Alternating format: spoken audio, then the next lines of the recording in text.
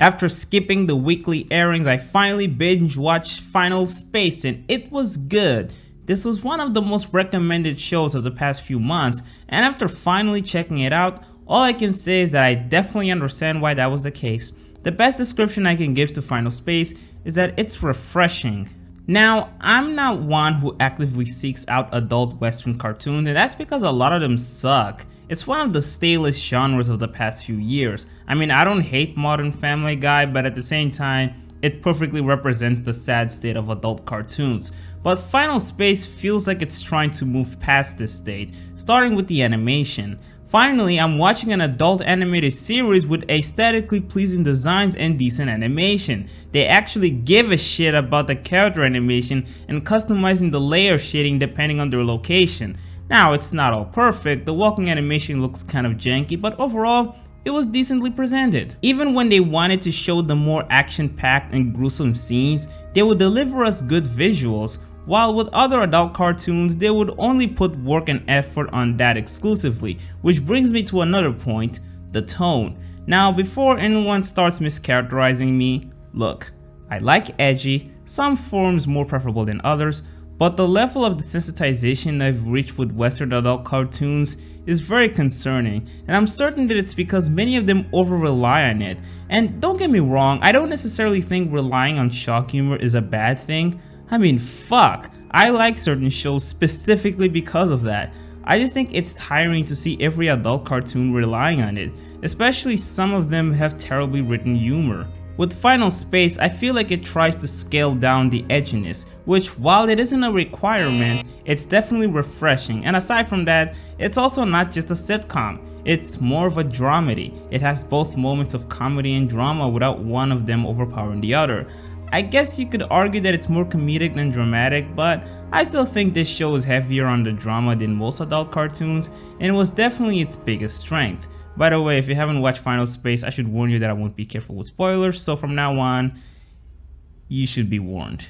With the main character, for instance, I admire how they managed to quickly create a bond between Gary and his crew, which was at a pace that would typically come across as rushed, but when you analyze Gary's character, he's been imprisoned in space for 5 years, and back in Earth he probably didn't have much of a strong social life, so as a result he treasures every relationship he could have with every living being, which makes his immediate strong connection with his crew, including a dangerous green alien that can't speak English, but also reminded Gary of a gift that his father gave before he left, all feel very justified. And given how he lost his father at a very early age, you can also understand his will to put the safety of his friends above his, even if it means endangering himself. By the way, I like the idea of Gary's prison having robots with personalities, which is meant to keep the prisoner from losing his sanity, which is a neat concept. Avocado's desire to save his son, his history with the main villain, who is by the way effectively threatening and well vocally performed, especially when his voice would alter. But anyway, that and Avocado's friendly bond with Gary managed to bring some heart to his character, which led to a heartbreaking moment when he ended up dying and created even more heartwarming moments, but this time with Gary and Avocado's son. And when you rewatch the series, when Hugh tells Gary, who's stranded in space, that Avocado can't help him anymore, it makes all the more emotional given the context that you have. Now as for Quinn, there wasn't much emotional weight to her character, I guess because the only thing that was investing about her was her romantic relationship with Gary. And as for the episode where her trust for the Infinity Guard was put in question and eventually broken, honestly I found the outcome to be pretty predictable. I knew she would find out that the organization is actually corrupt, and it's not like I care that much for her alliance with the Infinity Guard to begin with, but still, she was a fine character. Now, I want to talk about what could possibly be the most identifiable aspect of Final Space, which is the cold opening present in every episode except the last one, where Gary is stranded in space. Now, I'm assuming this was meant to serve as a mystery element in which every episode, the audience was meant to speculate on what would happen and what led to the destruction based on the information we would gather in each episode.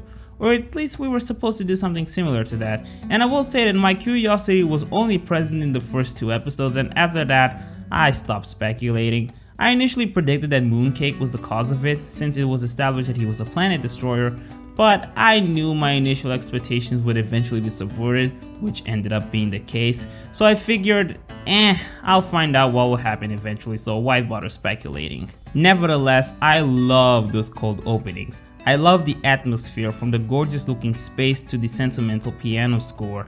I liked how Gary would say lighthearted stuff as if everything felt mundane, and Hugh would remind him that the oxygen in his spacesuit was leaking and that he only had a few minutes left before he would eventually die. And as every minute would pass by, Gary's imminent death felt closer and closer. Even his dialogue was toning down. I'm scared of you. I know, Gary. You'll stay with me till the end. Till the very end. Thank you, Hugh. It's been an honor to be your friend. I just like the overall feeling of hopelessness that those sequences were trying to convey.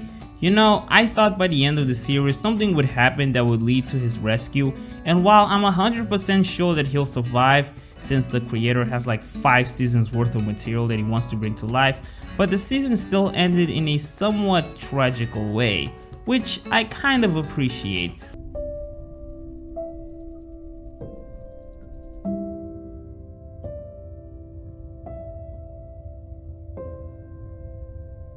Now, as for some of my gripes, I wasn't very into the show's humor, especially the jokes that came from Gary. Like, I don't hate the guy, but I have to say his dialogue can get pretty annoying at times, especially in moments that felt unnecessarily comedic.